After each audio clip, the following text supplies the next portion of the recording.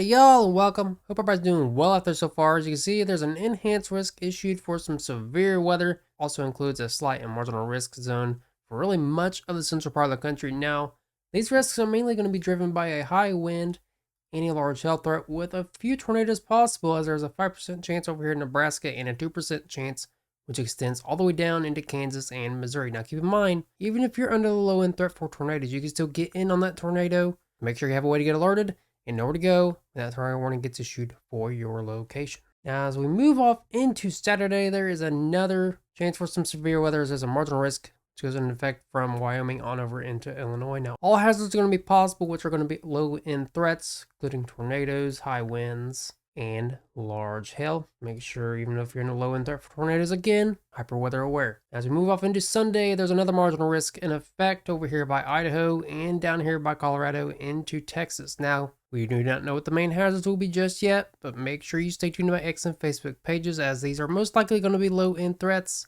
Could be upgraded into a slight risk, but regardless, go follow my X and Facebook pages, as I will provide daily weather updates and we'll let y'all know when the Storm Prediction Center issues those hazards. Now, as far as the 4 to 8 day risks, there's really no 15% or 30% chance zones at all, which is very good. Now, other than severe weather, there is some flooding that we got to be dealing with for the next 3 days, as a slight risk is in effect up until Sunday, as a marginal risk for flooding is in effect for that day. So let's go and take a look at how much rainfall y'all could be getting in on.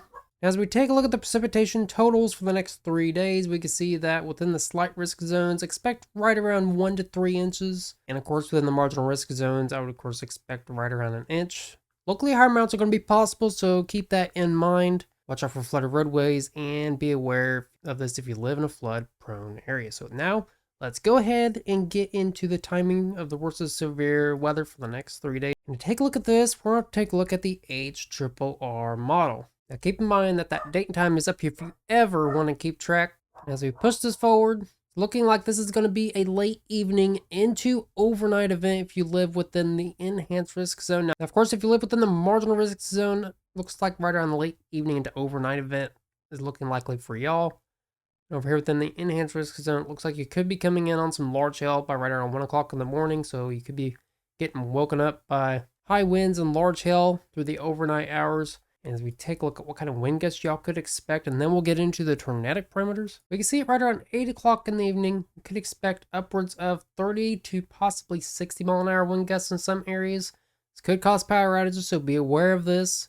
And make sure you put up anything you don't want blowing around, obviously. And make sure you put up anything you don't want damage from large hail as well. Now let's go ahead and get into the tornadic parameters. This will show us the most favorable ingredients for tornadic activity. That don't mean a tornado is going to happen within that whole zone. Just means that the conditions are favorable for tornadic activity within a certain area. Now keep in mind, the red area here is the 5% and the green area is the 2%. As we push this back into time, we can see right around 5 o'clock through right around 9 o'clock is when I would expect there to be a few tornadoes likely within the green and red zones. And as we take a look at the composite reflectivity, there's going to be some storms over here in east central Nebraska, so definitely make sure you have a way to get alerted and you know where to go when that tornado warning gets issued for your location, and make sure others are weather aware as well, because I know most people have cut the cable and they're not watching the mainstream media anymore, which is understandable. Now, to take a look at the timing for the worst severe weather on Saturday, we're going to take a look at the 12Z HRRR run. This will take us all the way out to Saturday evening. Keep in mind that all low wind threats are going to be possible tomorrow, which includes a low wind threat for tornadoes, high winds, and some large hail. So it's looking like some weekend plans are going to get ruined, unfortunately. Let's go ahead and push off into Saturday. We already know the timing for Friday. Late evening into overnight events going to be possible here on Friday. As we push off into Saturday, it's looking like the western part of the marginal risk zone could be coming in on an early afternoon into possibly a late evening event. Keep in mind that there is a small tornado chance over here by Denver by right around 3 o'clock. Some tornadoes could be looking likely. And as it starts to push towards Kansas and Oklahoma, this is going to turn mainly into a squall line event with some very large hail in south central Kansas by right around 11 o'clock.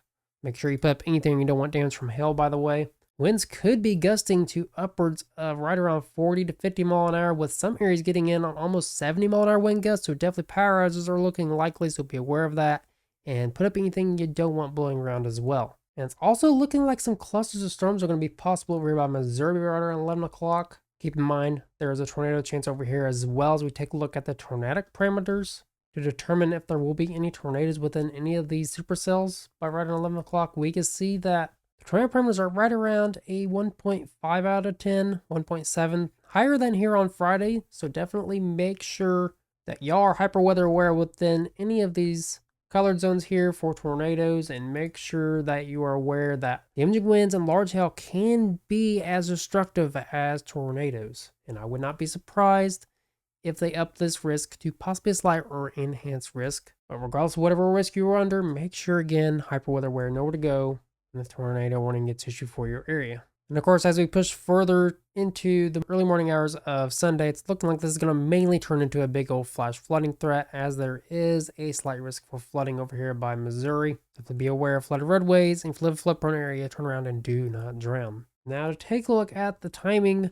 for the worst severe weather here on Sunday, we're going to take a look at the weather bell models to take a look at the lightning flash density area. This shows us where the most intense storms could fire up at. Now, we do not know what the main hazards will be just yet. They'll most likely be all low-end hazards, but go follow my X and Facebook pages, so we'll keep y'all informed on there when the Storm Prediction Center issues those risks. Now we can see here on Sunday, the most intense storms are going to most likely occur through the early afternoon hours before tapering off through the late evening hours. As we take a look at the surface cape on Sunday, we can see by right around 2 o'clock, right around 1200 joules per kilogram, really nothing off the charts. That's why they only issued a low-end threat for severe weather that day. But again, next 3 days, make sure you are hyper weather aware, as tornadoes are looking likely, and some tornadoes could occur on Sunday as well. So definitely hyper weather aware, know where to go, and that tornado warning gets issued for your location. So now that we know the threats and the timing for the severe weather for the next 3 days, let's go ahead and take a look at what we could expect. We head towards the middle part of June. Now we already know that we're going to be dealing with some severe weather and flooding for the next 3 days, and it's looking like once we get past Sunday, we're going to get a break from the severe weather. We're just going to be dealing with some general showers and thunderstorms down from Texas up into Idaho and Montana, and I think we're actually going to get a pretty big break from the severe weather for quite some time. We're just going to be dealing with some heavy showers and thunderstorms up here in the central and northern part of the country and the southeastern part of the country as well. I think our next chance for severe weather is going to be occurring on the 14th over here by Iowa and Nebraska and down by Florida as well. And we're going to start to dry out amongst the Midwest, but still remaining sort of soggy amongst the Northwest and sort of the Southwest part of the country too. And we're going to be coming in on some major flooding down here in the southern part of the country with a little bit of a break from the severe weather as well. Although we could be coming in on some severe weather by the 15th and 16th. But here at the beginning parts of the month, though, we could be coming in on a major break. So definitely something to look forward to, y'all. And as we take a look at the 6 to 10 day precipitation outlook by the Climate Prediction Center, they are showing us that much of the Midwest is going to start to dry out, which means below average precipitation, as well as up here in the Northwest. But from the Southwest down to the Southeast, it's looking like above average precipitation is expected for y'all. So take a look at the next 8 to 14 days. It's looking like much of the western half of the country is going to be near normal to above average, as well as far southeast. But it's looking like from the Midwest up into the Northeast, it's looking like some below average precipitation is expected for y'all, which is good. It means that we could be coming in on a major break as far as severe weather goes, and we need that break for severe weather. We've been dealing with non-stop severe weather here in May. Now let's go ahead and take a look at what kind of temperatures we could be coming in on as we head further into June. We can see that we're going to be coming in on some pretty chilly air amongst the north central part of the country. Then we're going to be coming into a major heat wave as we head further and further into June. As we can see, we're going to be dealing with some 100-degree temperatures as far north as South Dakota by June 16th. Definitely be aware of that. Y'all may have saw it on the thumbnail that we're going to be coming into a major heat wave. And as we can see in the next 6 to 10 days, a little bit below average temperatures is expected over here amongst the eastern part of the country, but way above average temperatures is expected out west. But as we move off into the next 8 to 14 days, looks like much of the country is going to be feeling the heat, except for up here in the northwest. So now that we know we're going to be sort of drying out east and sort of cool here at the beginning parts of the month, and then heating up as we head towards the middle part of the month and still remaining dry amongst the Midwest, it's going to take a look at what kind of hurricanes, tropical storms we got forming out there since we are in hurricane season. We can take a look at the Atlantic. Not much going on. The Pacific, not much going on there either. Central Pacific, not much going on over here by Hawaii. Let's take a look at the Atlantic basin, see if there's going to be anything forming. We already know the Hurricane Center says we have nothing going on.